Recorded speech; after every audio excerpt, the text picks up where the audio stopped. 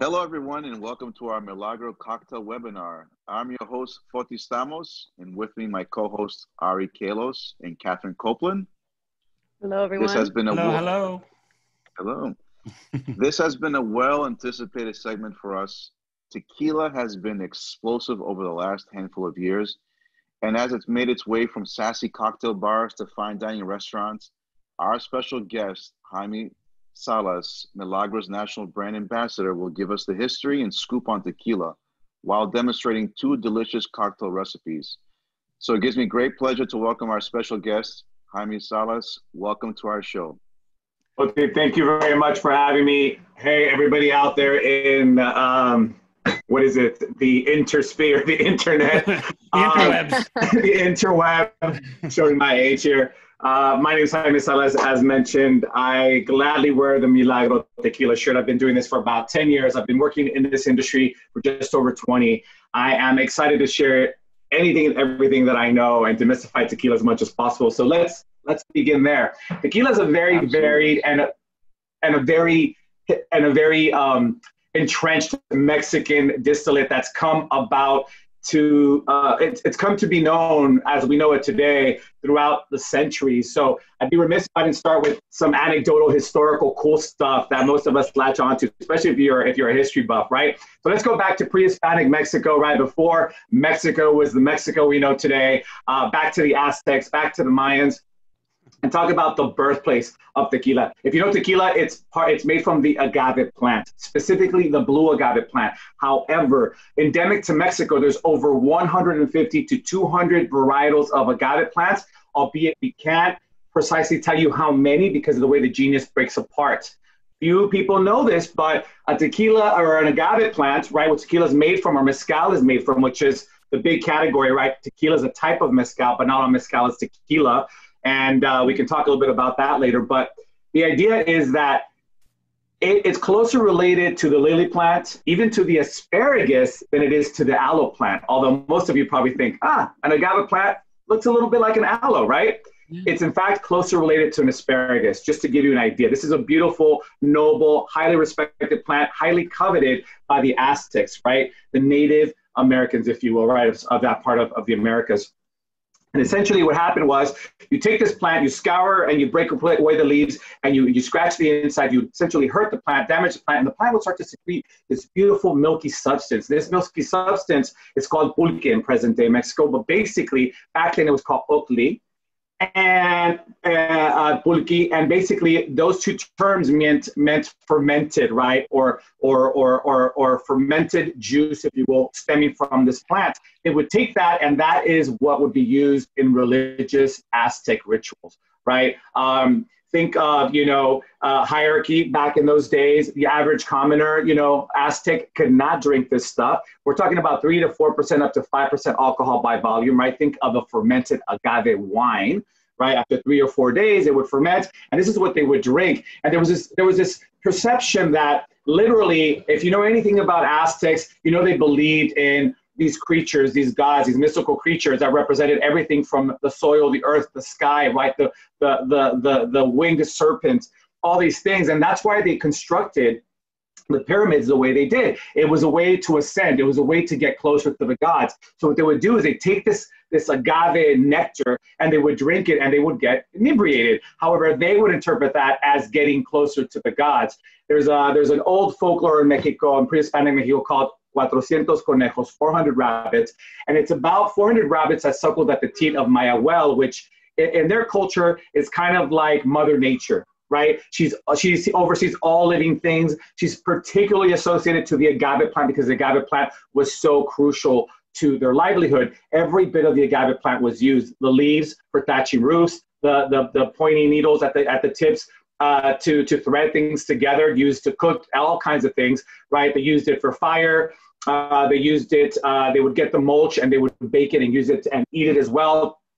So there's all, and of course they would drink it, right? So there were all these uses for it, and it was highly, highly coveted. So they would give this juice to only the priest, the high priest, and the emperor, of course. And the idea was every rabbit suckling on the teat of Mayahuel represented one level of inebriation. Most of us here probably can relate to 3 or 4 levels of inebriation, right? You start to drink, you feel good, you start to talk more, you start to become more convivial, and perhaps if you drink too much, you might have a headache the next day, right? But they believe that there were 400 stages of drunkenness, and that with each elevation, you got closer and you ascended closer to God. So now keep in mind, this is what they were drinking. This is the first introduction of anything from the agave plant to the native people. Then in the 16th century, right, they had the Spanish come over. They come over with their brandy. They come over with their corked brandy, and they start to notice that these guys are both cooking the plant, eating it, and of course fermenting the juice and drinking it. And so they would describe this thing as sweet nectar coming from, the Aztecs would say would come from the gods, and they would notice all of this ritual going on. Well, we don't know for a fact, but we think to this day that that is where we intersect with the Spaniards, and distillation is brought to the Americas. Now, why we don't know for a fact is right now in Mexico, they pre-carbon dated. They now know that by carbon dating, they know that there have been distillates or distillation going on in Mexico prior to the arrival of the Spaniards, right? The Filipinos got there first as well. We don't know who quite to credit. It may very well be that they were distilling before even the Filipinos got there. But the bottom line is we don't quite know. So you can imagine there's all that conversation going on. Nevertheless, tequila, this beautiful nectar from the agave plant is still going on. It's still being fermented to this day in Mexico. But they started to cook the plant and they started to then mash and ferment and distill it, right? So think of present day mezcal. You cook in the oven and earth and under earth, you cook the agaves under earth, you get as many agaves as you can together while the agave, and you start to cook it, ferment it, distill it. And that was the beginning of mezcal. As time went on, as Mexico developed, this mezcal started to redefine itself and become tequila. And I'll explain what that means. But before I do, Catherine, yes. Do you know what cognac is, technically what category of spirit it is? Sorry to put you on the spot, but I wanted to engage in... Well, I know it has to be made in Cognac, France. Right, and that's like tequila. It has to be made in a specific part. But tequila is part of the mezcal family. Do you remember what cognac is part of? It's a distillate coming from grapes. Oh, grappa? From grape? Close, Flavigo. How about brandy? It's a brandy, exactly. You guys were both, so it's a brandy. Same premise. Tequila is technically a mezcal. Back in those days, it was made like current day mezcal is made. But as Mexico started to industrialize, Mexico started to evolve, as more and more people started to get money, become independent, there's a lot of mestizaje going on, meaning blending of cultures. That's something that the Spanish brought to Mexico. You had, Spaniards blending along with the natives. You started to have people in this hierarchy class system, essentially. And as people started to get mobilely upward, they started to create their own distilleries. They started to ferment and create their own tequila, and they started to impart innovations. So what happens first? At this point, most of Mexico is making some sort of agave distillate, but the mid-occidental part of Mexico, present-day Jalisco, the cradle of tequila, if you will, started to make their own type of mezcal, right, with the agave plant. And that's when they started to isolate the blue agave. That's when they started to cultivate the blue agave. If you're into corn, for example, corn is Mexico's lifeblood. Tortillas are made out of corn, tamales are made out of corn. A lot of corn is used, right? Mexico took about 900 years. The Aztecs took 900 years to domesticate corn in the way from a reed to what it is now, right? Well, they tried doing the same thing with the agave plant. They started to domesticate it. That actually happened way, way before the Spanish. They were already planting these plants, starting to domesticate them. And so now, at this point, 17th century, they're moving, they're distilling, they're fermenting, and things are starting to change. Agaves went from being cooked subterranean underground to being cooked steam-baked above ground, right? They started to get mashed up using automated millers. And they started to impart column stills for distillation, not just pot stills. And all of this stuff started to cultivate and create what we now know is our denomination of origin, and essentially defines tequila the way that cognac is defined, to Catherine's point, that it has to come from a region in cognac, and all these different nuances, or armagnac, if you will, but they're still part of brandies. Same thing happened with tequila, right? It started to come from a specific region, made in a specific way, utilizing one particular agave plant out of the 150 plus that exist, and it started to become its own thing. So President in Mexico started to recognize its own denomination of origin. A few anecdotes here to share with you guys. First distillate ever in the Americas, right? I'm talking North, South America, is in fact tequila or mezcal, right? Which tequila, which tequila is a part of. The first denomination of origin ever given was also in Mexico, was given to tequila. So there's a lot of great points that have happened. Now Mexico has a ton of denominations of origin, a ton of great things coming out of there, both in food and drink.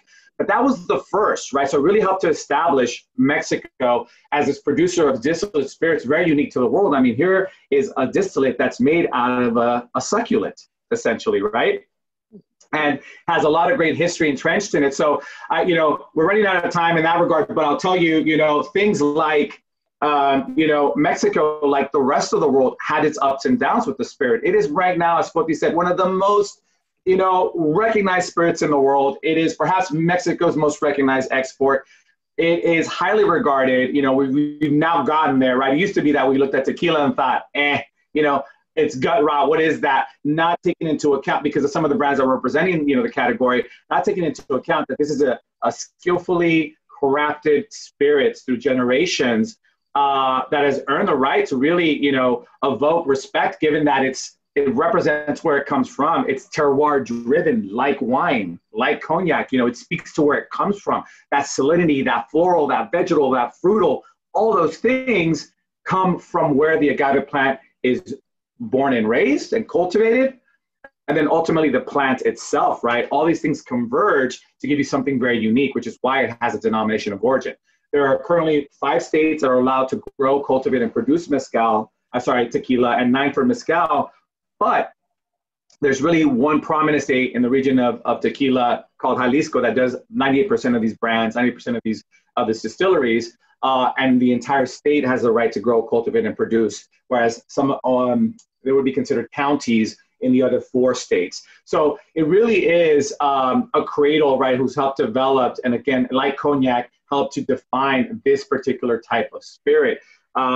Mexico went through dry periods. Mexico went through times where, prohibition, where they weren't, able to sell. And so tequila has had a tough road getting to where it is today. But in the last 20, 30 years, it's done phenomenal things. If you think of, for example, prohibition here, you'll notice back in Mexico, tequila numbers spike, right? Because the Americans crossed over and drank at that point what they used to call, Mexican whiskey. If you ever heard that term, that's what a lot of it was referencing, is that there was nothing here. They would go down, right? And they would get this Mexican moonshine or Mexican whiskey, depending on whether it was aged or not.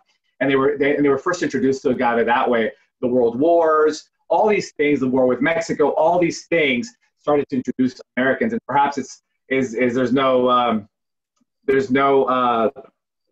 not by chance, right, that Americans consume the most tequila in the world. I think it was until 2015 or 2017, forgive me, I get my 2015 or 2017, that for the first time in the history of tequila, Mexico surpassed or got right up to the same quantity, same amount of liters of tequila consumption that the United States did. This is now, mind you, this is the country that makes it, grows it, cultivates it, right, produces it. It was the first time ever that Mexicans drank as much tequila as Americans did, just to give you some anecdotes there as well. So we've come a long way, right? And it's highly appreciated, and we love it because we feel as though tequila is now getting its due in regards to just how much time and effort goes into growing and cultivating the plant in itself, right? Which takes about 6 to 8 years to come to maturation. And that's just that type of agave plant. That's not counting the other agave plants that are used for other type of mezcals or other agave distillates that take up to 25 years, 30 years to grow, right? So we're at that point now. Did you want me to jump now where Milagro lives within all of that?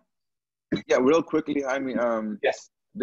For me, I've been drinking tequila for a long time and I continue to do so, but you just broke it down so easily to understand now what tequila is for all of us that are listening. But can we quickly just touch upon what we know in the market, the 3 different offerings of tequila from Blanco, Añejo, Reposado, before we jump into the history of Milagro? Absolutely. So I'll use Milagro to exemplify that, but I did want to say one thing, Foti. So basically, we talked about the denomination of origin. That was established way before what now the body that now governs tequila, which is called the Tequila Regulatory Council. They in turn have helped set the bumper rails, the guardrails, and the defining regulations, right? That define the spirit. Oftentimes a lot of people we forget that the things that are on these bottles, the descriptors, if you will, it's not just telling you what's inside. These are legal designations that we as producers have to observe and respect. So when you see that it says 100% agave, regardless of whether it says blue or not, it's blue because it has to be, right? If it doesn't say 100%, you have to assume that it's less than 100% because by law they have to put 100% if it is 100%. Gotcha. Whether it's a silver, reposado, and añejo, right? I'll get into defining those, but I just want to provide some context. Those are not only descriptors telling you what's in the bottle, but they're legal designations to say we, as Milagro, whatever brand, whoever, you followed the guidelines, if you will, right? The obligatory, strict rules of the game in order to bear that name. So what I'll say is this, I'll try to simplify it as much as possible. Based on the denomination of origin, based on the regulations set by the CRT, tequila is described in the following ways. First and foremost, it is a type of mezcal we discussed that. It has to come from the blue agave plant specifically, which we talked about just how varied that endemic selection is in Mexico, right? And it'll make sense to you why Mexicans have brought it in, and it's part of every bit of our culture, and you're going to see a lot more agave distillates coming through for that reason. There are two types of tequila allowed by law. There's the 100% agave tequila and less than 100%. That's to say that we allow in the tequila industry, in the category of the spirit, we allow a tequila that wants to only make less than 100%. They can do so as long as there's 51% of the fermentable sugars that are contained in this bottle. that are contained in this bottle are coming from the blue agave plant. The other 49% just have to be fermentable sugars, right? And typically it's sugar cane, corn, that kind of thing. Okay, so that is your less than 100% blue agave. Now, to bear the name 100% blue agave, it's just that simple. It just means that 100% of your fermentable sugars are coming from the blue agave plant. So what do you think I'm going to recommend? And I want to preface it by saying that I don't say this because I work for Milagro. I say this because if you're an agave lover, if you love tequila, try to stick to 100% agave tequilas because you're getting 100% of all those nuances, that terroir we spoke of is coming from the blue agave plant, and you're supporting the industry in that way, right? So that's the beauty of that. Those are the two types. Within the two types, you mentioned three, I like to call them expressions or styles, but really Mexico allows 5, okay? The first is your silver or blanco, and what that means is that it's a tequila that after distillation, regardless of your type of distillation process, can come in contact with oak, but cannot exceed 60 days. So either it doesn't come in contact with oak at all, you leave it in for 5 days, you leave it for 45 days, it just can't exceed 60 days. A reposado or a repose tequila means that it's come in contact with oak a minimum of 2 months, typically up to or just under a year.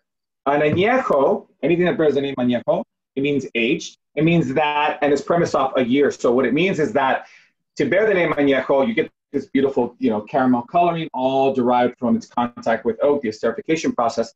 That has to take place between a year and 3 years, right? In a barrel by law, by the way. So silver, repo, if you want to mellow them in a wooden trough, in a wooden vat, as long as it's coming in contact with the tequila, it's perfectly fine. When you get into the añejo, the third style of tequila, it has to be in a 600-liter or less barrel, and it has to be a minimum of a year up to 3 years.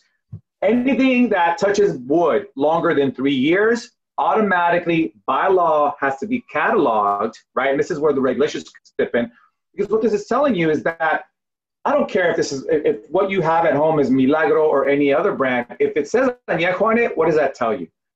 At least a year, in a barrel, 600 liters or less, a maximum of 3 years. The next category is an extra añejo, right? You have your silvers, your reposados, your añejos, and extra añejos.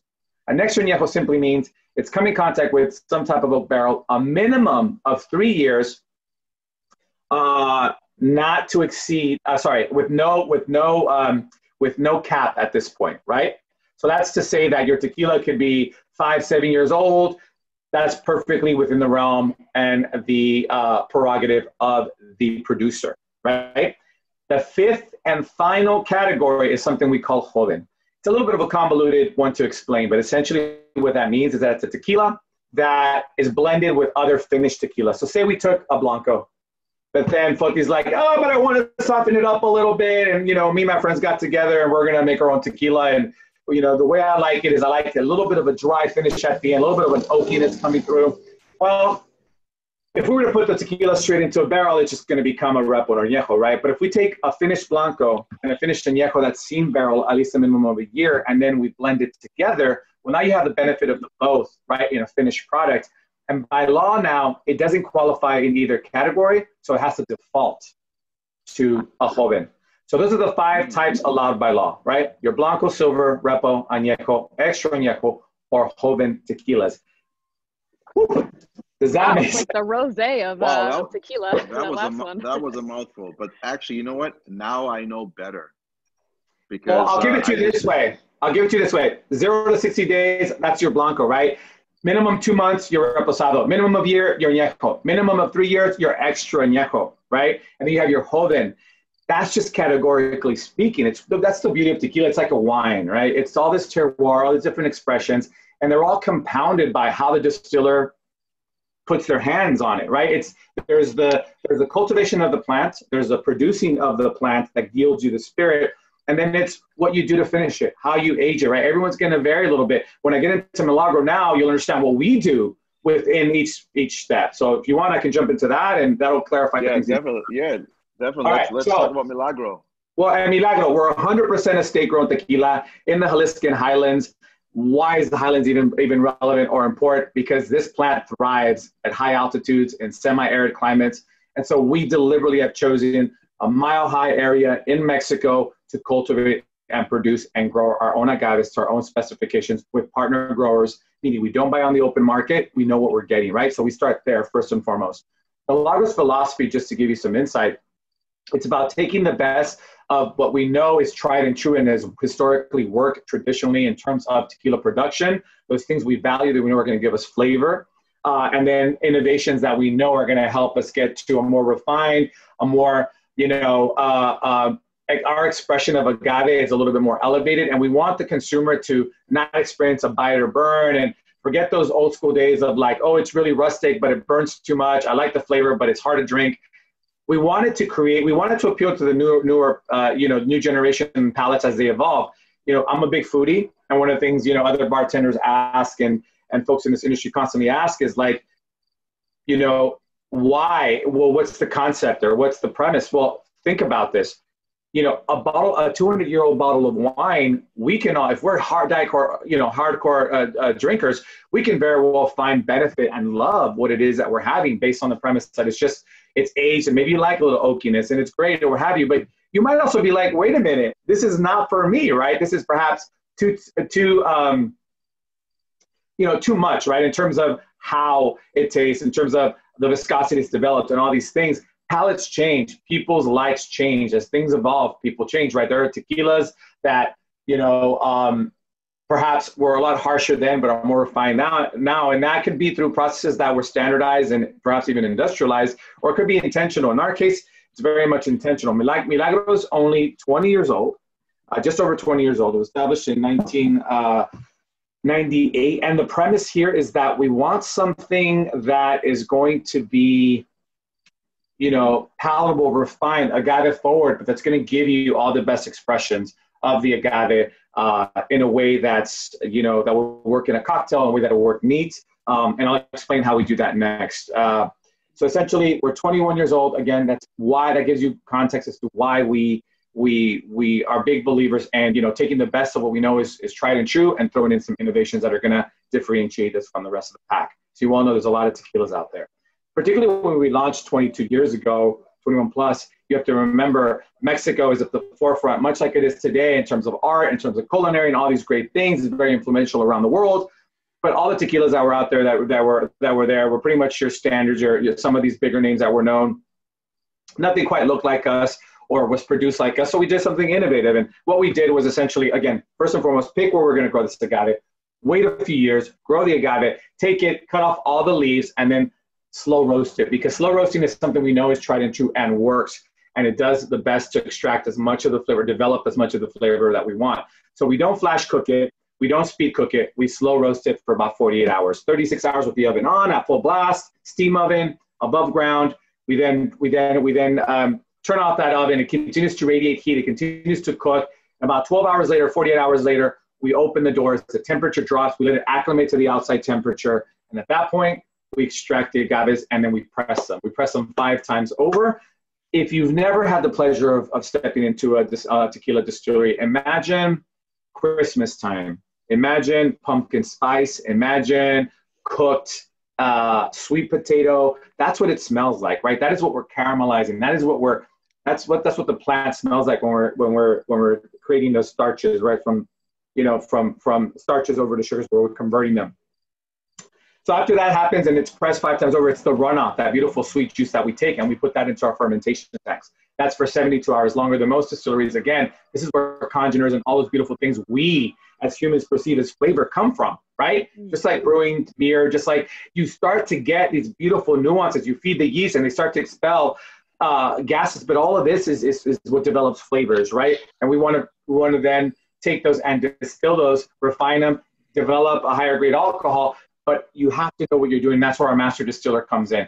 Unlike most tequila companies these days who have gone by way of having master distillers and have focused on more production managers and that kind of things, we have our master distiller named Pedro Juarez, and he oversees this entire process, and he ensures that we're done a very specific way and that we're consistently made the right way, right, in a way that he specified and helped develop. So we distill using 2 types of stills, which is very uncommon in this industry. One is first distillation is run through a small pot still, copper line, stainless on the outside. We do our first pass through there, and our second distillation, because by the way, you have to distill 2 times minimum to be called tequila, right, by law. That's another regulation.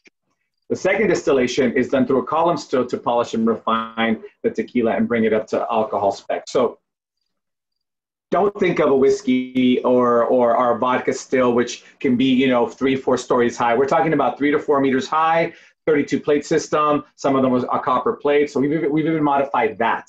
So that's part of our innovation. And again, that's just to refine Milagro's taste profile. And then lastly, how you age, how you dress your tequila, how you interact with oak is equally as defining. And at Milagro, we have a 6 expression portfolio, 1 part made of our core range, and this is the long elongated bottles. And then we have something called our select range. And that is another silver Repo and Añejo made slightly different. So we at Milagro use American white oak whiskey casks, if you will, for all of our core range here. And then for the select line, we do a combination of both American whiskey and brand new or virgin French oak, and we blend them together just to give you an idea, right? So it's blending. It's not finishing. It's taking the 2 down, disproportionately laying them down for disproportionate amount of times, bringing them back out, and then blending them together. So every select barrel reserve has a little bit of French, a little bit of American oak in it, right? Again, innovations, different things that we do in the market to provide a different taste profile and different experience for the consumer. Since then, we've covered a lot of awards, highly recognized, and at Milagro, we're plugging away little by little, contributing to the tequila landscape. So it's been a fun time. Oh, that's fascinating. Wow. Fascinating. Now I think, Jaime, we can probably get into our cocktail demonstration. Absolutely. I'll just getting some ice. So having said all of that, I have 2 ways I approach cocktails, right? The first is, as you're doing for these, like you're doing it simply ice. You're taking in all the expression of the agave. I love to, for me, it's imperative that we make a balanced cocktail. So whether it's a highball, 3 simple ingredient cocktail, whether it's a margarita, everything should be in balance. So the agave always does, it expresses itself in the way it should. I want to preface for everybody out there that when I wanted to do something very simple, that was very deliberate on my part. So we're doing 2 3 ingredient cocktails. both equally good, just done slightly different. They're riffs on classics, Mexican classics. The first one is called Our Freshest Margarita, which is a riff on a modern classic recognized by bartenders all over the world. It's a margarita. It doesn't contain Cointreau. It's not your typical margarita with, you know, an orange liqueur or citrus liqueur along with tequila. It's actually agave nectar in place of it. It was created at Tommy's bar and restaurant over in San Francisco, Tommy's Cantina back in the day. And so the idea here is that it's a riff on a modern day classic. So, but it's super simple to make, 3 ingredient reliant. And what's important here is that you make it right? Because the less ingredients, the more they each factor in. So what do? Well, we take our shaker, right? Set it there. I'm going to say everything in proportions. I'm going to say that you should have a jigger on hand. And if you don't, it's all good. You can use a shot glass, right? But the idea here is that as long as you keep the proportions equal to one another, then you can scale this cocktail and make as many as you wish. But we're going to use, we're going to make one, right? We're going to use proportions based on one cocktail, or I'm going to make a cocktail. And then, of course, you can scale it. And happy to take on any questions. So 3 ingredients, as I mentioned before. Well, one of the most important is the lime juice, right? Because the agave here is going to come through, obviously, the tequila. And lime juice is hyper important. So I'm going to go with 2 parts Milagro silver. So I'm going to pour that into my measuring device here. And that's going to be the base of a margarita, right? I am going to do 1 ounce fresh pressed lime juice. And I want to show you just how easy it is to press. The beautiful thing about Mother Nature is she's been very generous to us. An average good size Persian lime gives you anywhere between 3/4 of an ounce to 1.25 ounces of lime. So that gives you an idea of how many limes you would, let's just round out to 1. And that many limes is what you would need to make 10 margaritas, right? 10 limes will get you about 10 ounces, maybe get 12 to 13 for good measure, just to ensure that. So we have 2 parts Milagro silver in there, bright, refreshing citric. It's going to really make for a great base of the margarita. 1 part fresh pressed lime juice. And then I broke my agave nectar, so let me bring my agave nectar out here. I was, when the bottle fell over, the container that had the agave nectar broke, but we're going to go with 3/4 of an ounce of agave, right? And again, that goes right into our shaker. Now, I think the next best question is to salt our glass or not salted glass. What do you guys think? I always say salt. Yeah, I love salted too. I agree. You know what? I'm going to say to the audience out there that you can use whatever method you want. Salt is optional. We're going to keep it 3 ingredients here. Salt is in fact optional. But I will say this. There's a reason for salt, you know, kind of like the way the 3 of us were having this conversation a few minutes ago, right? Yeah. Where we started is that there's an actual reason for something. The salinity in cocktails brightens up your cocktail and actually prepares the palate and it makes it a little brighter and it makes it really, really pop in the mouth. So I won't say, I'll show you a trick for the next cocktail. In this case, you can salt it, not salt it. It is absolutely up to you. But I would just consider that, right? As long as it's not hurting your health by any means, I don't want to suggest you do something that, you know, isn't health conscious. But what you want to do is you want to just have a little bit of salt in it just to open it up. So I'm going to put it on the rim. That's the bottom line here. Then I'm going to shake for about 8 to 10 seconds.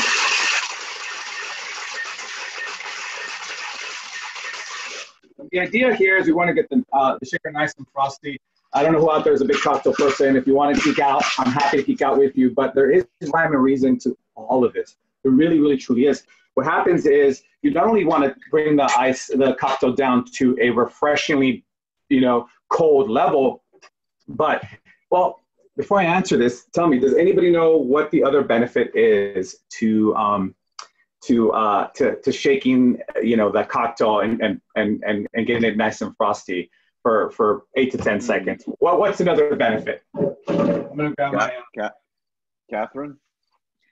Well, I don't know if it's a benefit, but I know that if you shake it with the ice and you keep those rocks in it, it's gonna like water down and dilute the cocktail a little bit. I don't know if you're using that as a benefit.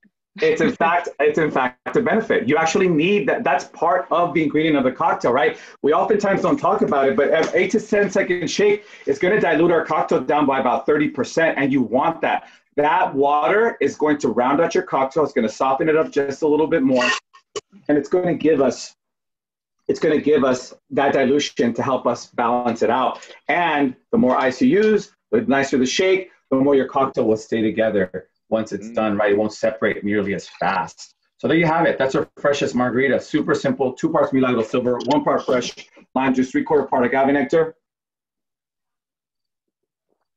Nice, bright, refreshing, balanced. Don't be afraid of ice. It's your friend as long as you do it right. There's huge benefits to that. So that there is our 3-ingredient freshest margarita. Super simple to make. The only ask I would have is that you please, please, please press fresh. The other things I tell, the other tidbits I tell folks is if you're not using, if you don't want to press your own lime juice at home, stores nowadays press it for you, right? You can literally go to stores where they sell fresh juice and say, hey, can I get 12, 13 ounces, half a gallon of lime juice? And you'd be surprised. Most gourmet stores sell it now. All right, the next one is a cocktail premised on also 3 ingredients, but what's highly popular right now. Yes, everybody's drinking tequila sodas and what have you, but formally it's the highball cocktail, right? And if you ever had a whiskey highball, you know the benefits. It's by definition, all it is just your base spirit, something fizzy, right, on the rocks. That's it, in a long drink, in a long glass. And this is no different. This is a Paloma. It's perhaps Mexico's most popular cocktail after the margarita. It's essentially grapefruit soda or grapefruit juice with soda water and your favorite Repo or silver with a splash of lime. I decided to do a little riff on it. It's called the Paloma Rosada because it is, in fact, a pink Paloma. I personally love pink grapefruit specifically. I know it sounds geeky, but if you're into fruit, if you're into cooking, you know that every one of these varietals tastes different, right? They all bring something different to the table. So I love my traditional Palomas, but I wanted to do something a little bit more floral, a little bit more bright. So I went ahead with a pink grapefruit. So Catherine, I believe you're going to make this one with me. Show people just how simple it is. So I have the ice. In this case, you can do it before the ice or after the ice. As long as you follow the proportions, you can put the ice in later. But just for show and tell here, I went and iced it all the way to the top. Again, don't be afraid of ice. The more ice you have, the quicker it'll come down to temperature, and the quicker it'll actually stop diluting. So that's why it's okay to over ice rather than under ice. You ever under ice a cocktail, Catherine, and or a drink, and by the time it chills down, your ice is completely melted? Yeah. Exactly. All right, so the idea is the more ice you do, the quicker it'll chill down and the quicker it'll stop melting.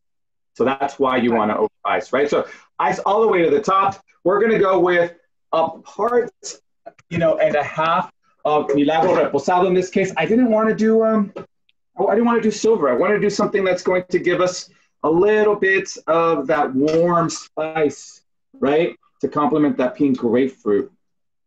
So we're going to go with 1.5 parts of Milagro Reposado. This tequila, I just realized I didn't tell you, right? I was going to work this in. So we do no aging on Milagro Silver. This Milagro Reposado comes in contact with American white oak whiskey cask for about 4 to 6 months. So that's where it gets its beautiful color and a beautiful spiced caramel note.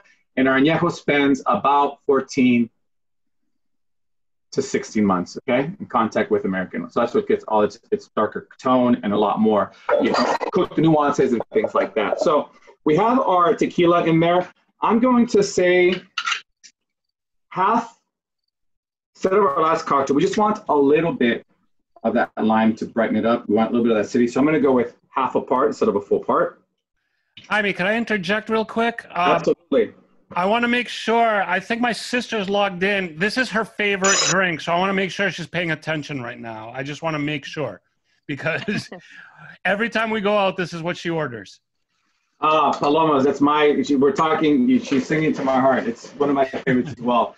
So I'm going to top off with pink grapefruit here. Ice it down a little bit more. And then, we talked about salt earlier, but Palomas in particular, I think really benefit from that salt. I just think they brighten up. So rather than rim the glass, I'm going to ask you to take a pinch of salt and just drop it on the top, just so we get that salinity sort of blended in there, right? I should have brought salt outside with me. What's that? I should have brought salt outside with me. You know what? My bad. I should have stressed that. Yeah, for me, Palomas really, really brighten up and really come to life when you do that. Now, typically I garnish this with grapefruit just to tell the world and to really entice my palate when I look at it to say, listen, there's grapefruit in here. But today, I have plenty of limes to go around, so I'm just going to give it another lime wheel. You know, you should always garnish your cocktail because, you know, the thing about cocktails is not only should it taste great, that's a given, but you should, or you know, that should be something you strive for, but it should also speak to like what's in the cocktail, right? Cocktail should entice the nose, the eyes, really all parts. So there you have it. You see that beautiful pink hue. It's got a nice, beautiful floral hint on the nose. You're using what grapefruit are you using, Catherine? So I have Fever Tree sparkling pink grapefruit. Another great one. But yeah, and I should have brought more ice out as well. This is a bit taller than a normal Collins glass, so it looks like there's not as much in it, but this looks like a bit more of like a darker pink. Beautiful. But I love it. It's so good, this kind. Yeah, it's one of my favorites. And that's just going to do really well with the reposado. You can get a nice little cheers. Salud. Cheers. Salud. A nice little dry finish. I love it. It's refreshing. It's bright. It's simple. What I do want to tell the audience out there, if you want a fresh riff on it, get some fresh pressed pink grapefruit. And if you don't have fresh pressed pink grapefruit, you can even cheat a little bit with let's say pasteurized or shelf-stabilized pink grapefruit, but then bring in fresh lime to bring in that acidity and that brightness, right? That it'll lack if it's been pasteurized.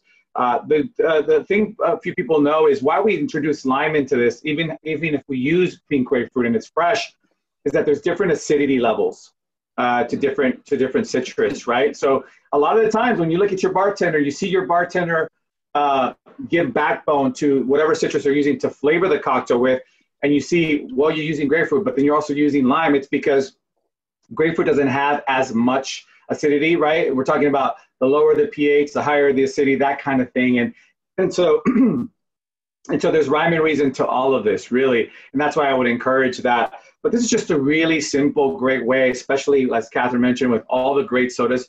Q Drinks also makes a beautiful pink grapefruit. A lot of people make their palomas just with that, but I love the inclusion of lime and a little bit of salt. It's just going to give it more backbone, it's going to give it more brightness. You want that acidity coming through. And it's just going to make for that refreshing sort of summery vibe that you get the minute you drink a paloma, right? That's that thing so refreshing. That it evokes in you. Yeah, exactly. So that's it. 3 ingredient cocktails, what we like to call pantry cocktails, super simple to make. Well, guys, I think Paloma's my drink. I mean, I've been drinking different cocktails until recently. I've seen Palomas on so many different cocktail lists. I never really ordered it, but now I don't think I'm gonna shy away from it moving forward. But these are, like I said before, Forty, my sister, every time we go out, that's her drink of choice. I never heard of it. I didn't know anything about it, but because of my sister, I know it very well. And now, thank you, Jaime, for explaining, in detail for me and for her. Now she's probably going to be making it every night at home. So I don't know if I should thank you or curse you for that. Well, the Paloma is perhaps the most popular drink after the margarita in Mexico. And actually, the margarita is probably more popular here than it is in Mexico, given the locals drink a lot of Palomas. So your sister's onto something. I didn't realize how simple it could be to make, though, too. Well, you know what? In Mexico, it started out as a highball, and actually we've made it more fancy than it originated. It originated with lime, rock salt, Mexican rock salt, right? Which is the salinity is really high, and just your tequila and your grapefruit soda. That's really how it started. And and the grapefruit soda really varied depending on where you were in the country.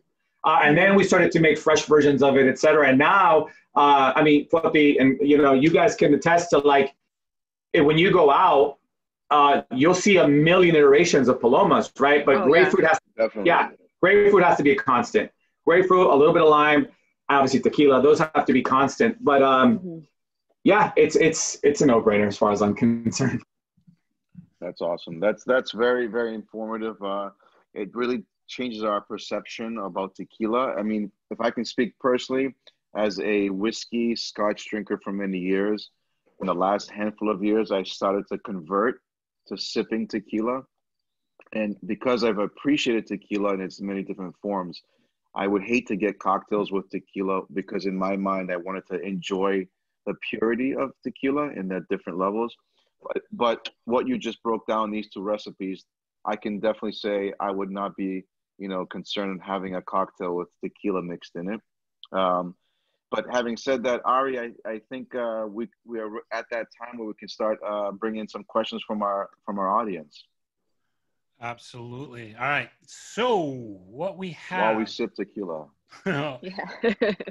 I have to say very quickly, before I was 21, I don't condone this and don't judge me, but before I was 21, whenever we'd go out and try to sneak drinks out at the clubs and bars, it would always be a tequila drink because it always made me feel like the best and I had the best time. And again, under 21, I do not condone this, but it was my go-to drink. Anything with tequila. So good.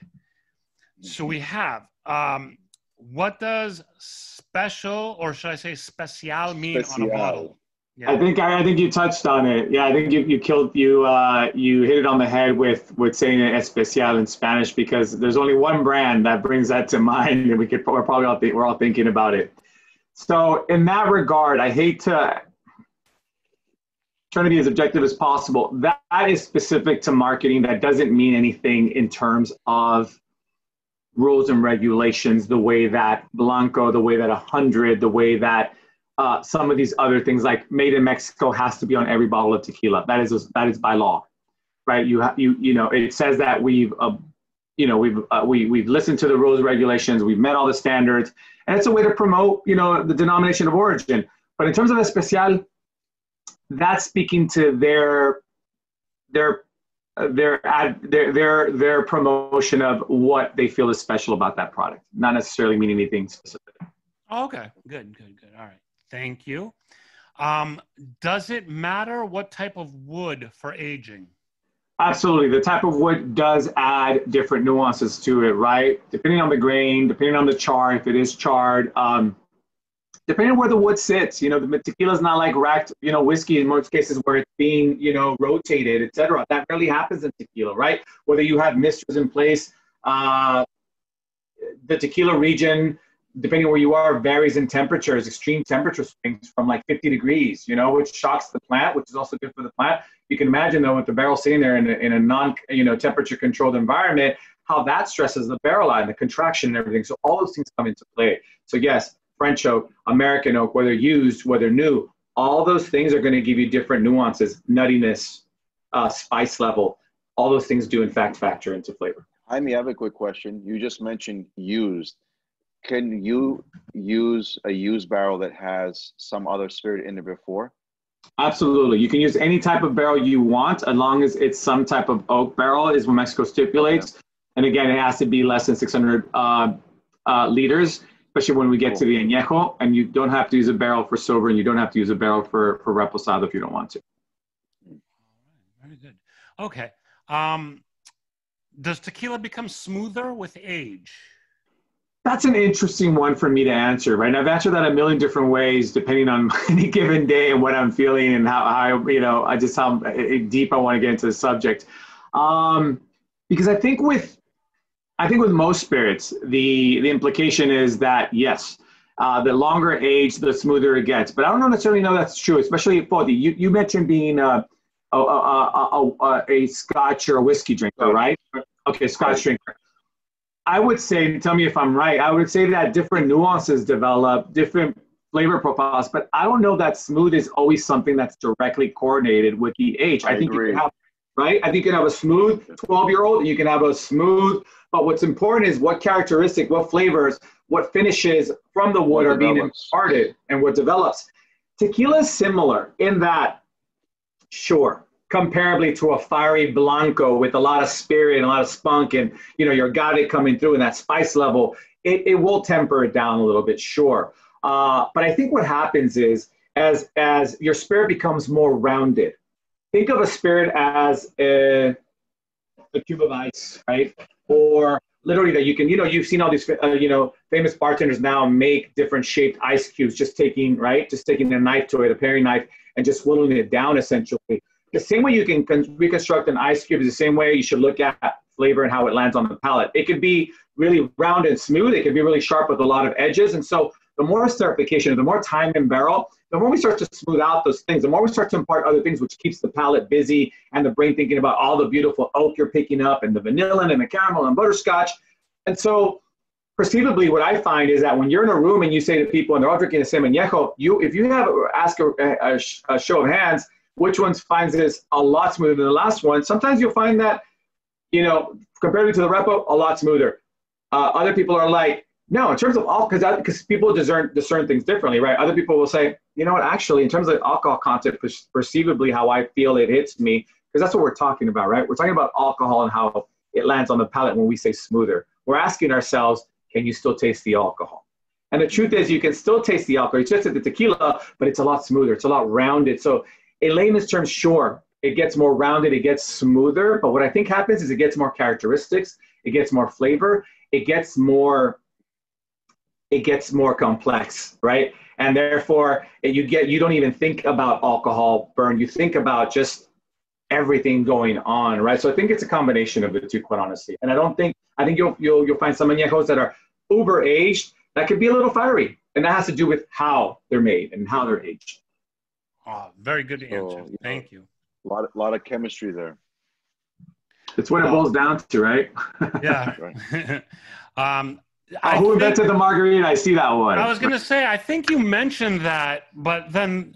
I didn't. You didn't mention it. Okay. I didn't. And this is an interesting one because, so I would love to say I know the answer to that, right? But the truth is, we in the industry, we professionals, me who, if you saw my books right now and, you know, agave, tequila, blah, blah, personal experiences, the education that I've done in Mexico, we don't know exactly who invented the margarita.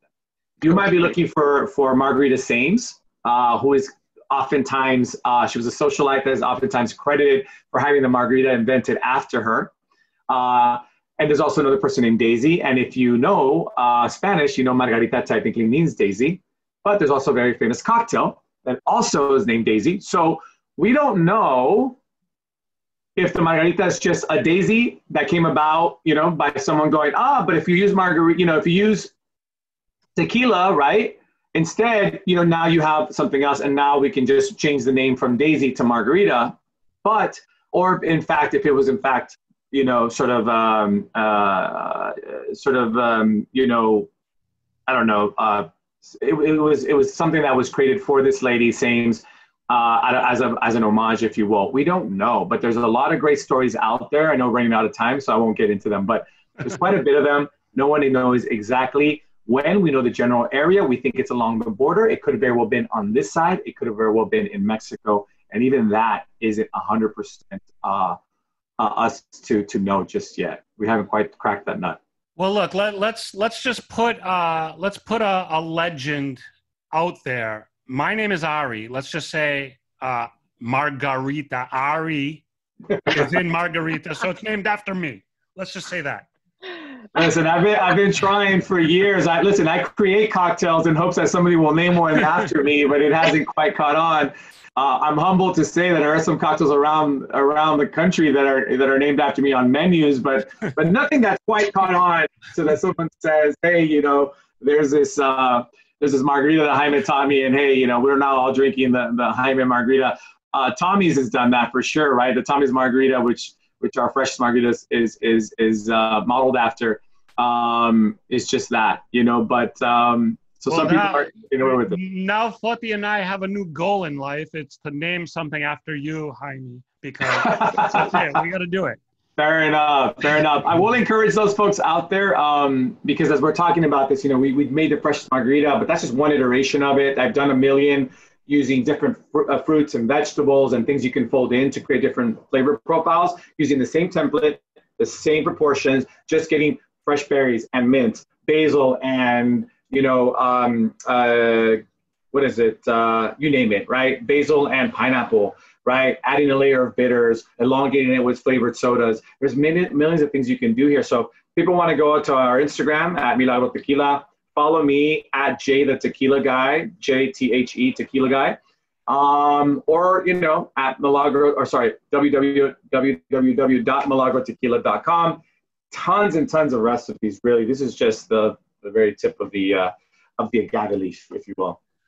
There's actually one comment here that said they are totally converted because they tried it and they're totally converted to Milagro. So just wanted to throw that out there as well. Lena, very much. I appreciate it. I will ask Vicky, who's also on. I see you, Vicky. Thank you very much for putting my information up, Vicky. Vicky will convey. Vicky, let's convey that over to my boss and all the powers that be that we're converting people, because I'm earning my keep. And quite honestly, all jokes aside, you know what? I'm glad. The truth is, I love people that just love the spirit. As you can tell, I'm very impassioned by it. I love everything about it. For me, it's not just about the bottle and what's in it, but the people in the hands that make it, right? Those folks behind it, because ultimately this is very representative of the culture from which it stems. And that's something I'm very proud of. So I'm glad that you are appreciating that. Absolutely. Oh, thank you. Jaime, thank you so much. You are one of those guests that I love, because I speak less, and I know Fati and Catherine love that. I speak less because you are so informative, but thank you so much. You had such great information. You were really awesome. I knew you were going to be good just from the video that you guys sent us a while ago, because we got such good feedback, and you proved me right. Great. I don't know what video that was, but I'm glad it worked for you. You demoed a cocktail. I can't remember off the top of my head, but once we posted it, everybody was writing in. Beautiful. Well, guys, thank you very much for having me. It's my pleasure. I thoroughly enjoyed myself. Nothing like capping out my night. I'll enjoy my cocktails while I clean my kitchen. Thank you for having me. And we're definitely going to have you back on. This is not the last time. Excellent. I'd love it. Thank you. Hopefully we'll meet in person, right? Boston's one of my favorite places. Absolutely. Oh my gosh. Absolutely. Thank you everyone for joining us. Enjoy your Milagro Tequila and the cocktails, and we'll be seeing you very soon. We're going to share all of Jaime's info. We're going to share all of Milagro's info, and we'll also have a link on where you could purchase Milagro. Thank you everybody for listening in. And Jaime, once again, awesome job. You know your stuff. You're wrong. Thank you very much, gentlemen. Salud and stay safe. Salud. Great meeting all you guys. Likewise. All Cheers. right. Great to meet you. Fati, Catherine, thank you. Jaime, thank you again. Everybody, thanks for listening, watching. We'll see you next time.